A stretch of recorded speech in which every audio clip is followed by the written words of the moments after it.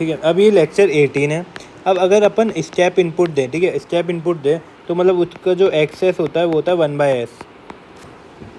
और अगर मान लें कि अंडर डैम सिस्टम है, ठीक है, मतलब एप्सिलॉन 1 से कम है और अंडर डैम सिस्टम है, मतलब जो रूट्स हैं वो अपने इमेजिनरी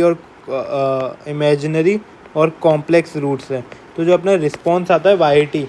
उसका जो वैल्यू होता है वो होता है 1 minus e⁻⁻ t tau upon √1 minus eta square bracket, ठीक है, साइन के अंदर √1 minus eta square t tau plus tan inverse √1 minus eta square upon eta,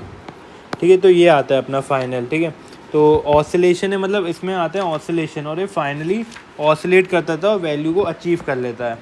ठीक है। लेकिन अब अपने क्या होता है कि देखो कि ये चीज़ है कि मान लो ये ऑसिलेट कर रहा है, ये अपना कब आया है, ये वैल्यू ये आया है जब अपन ने यूनिट इम्पल्स दिया है, यूनिट इम्पल्स मतलब स्टेप इनपुट दिया है, यूनिट स्टेप इनपुट दिया है, तो अपना ये रिस्पॉन्स का वैल्यू आया, ठीक है। तो मतलब ऑसिलेटिंग के लिए आया है। अब बेसिकली जब ऑसिलेशन होते हैं तो हमको पता है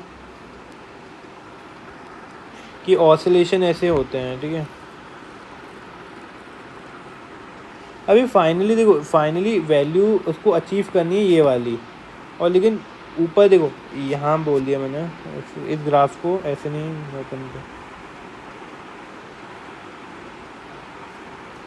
मान लो ये है, तो ऐसे शुरू हुआ और को ये अचीव करनी है फाइनली वैल्यू, तो देखो ये ऐसे जा रहा है, कम होगा धीरे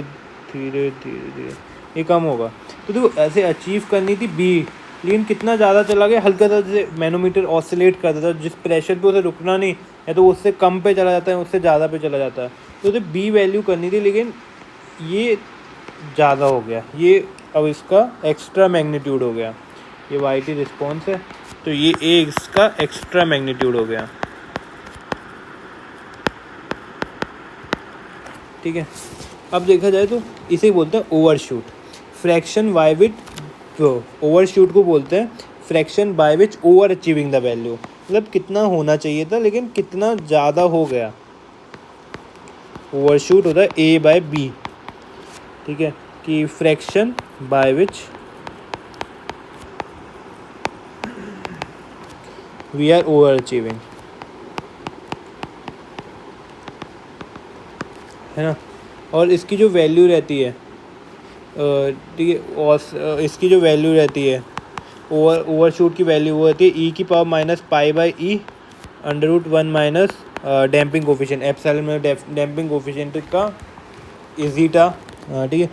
माइनस का पाई ज़ीटा अपॉन √1 माइनस ज़ीटा का स्क्वायर, ठीक है। और अब देखा जाए ना, अब हमको पता है ईटा जब 1 होता है वो होता है क्रिटिकली डैम्प, जो सबसे फास्ट होता है, और ईटा 1 से ज़्यादा होता है तो वो होता है ओवर डैम्प, जिसका ईटा 1 से ज़्यादा होता है, ठीक है। तो अगर ईटा 1 की तरफ जाता है, ये जब अगर ये देखा जाए तो ईटा लेस देन 1 के लिए है, अगर ये ऐसे बनता ना तो ये है ईटा ग्रेटर देन 1 के लिए, ये ईटा ग्रेटर देन 1 के लिए, और ये कब होता, ईटा ग्रेटर देन 1 के लिए कब होता, मतलब ये है मान लो इक्वल टू 1 के लिए, और ये नीचे वाली है ग्रेटर देन 1 के लिए। अब देखा जाए तो ईटा कोई ऑसिलेशन नहीं है, तो जैसे जैसे ईटा 1 की तरफ जाएगा, 1 पे तो कोई ऑसिलेशन नहीं है, तो जैसे जैसे ईटा की वैल्यू 1 की तरफ जाती जाएगी हमारा ओवरशूट है कम होता जाएगा, फिर वो ऑसिलेट ही नहीं करेगा ईटा 1 पे तो। और डिके रेशियो क्या होता है कि देखो अभी तो ये बाद में इसका और कम हो गया, अपना सी हो गया मान लो, तो डिके रेशियो होता है C/A, और अपना वो होता है ओवरशूट होता है A/B। ए क्या है, ए से वो ओवर अचीव कर ले, मतलब किस फ्रैक्शन से वो ओवर अचीव कर ले रहा है, फिर ए हुआ, फिर उसका जो दूसरा पीक आएगा उस पर कम उसका वो हुआ है, ठीक है, तो उसका रेशियो अपॉन इनिशियली कितना ज़्यादा ओवर अचीव कर रहा था, तो होता है डिके रेशियो। और डिके रेशियो कुछ नहीं होता, ओवरशूट का जो डिके रेशियो होता है वो डिके रेशियो वो ओवरशूट का स्क्वायर होता है, ठीक है। तीसरा है अपना रिस्पॉन्स टाइम।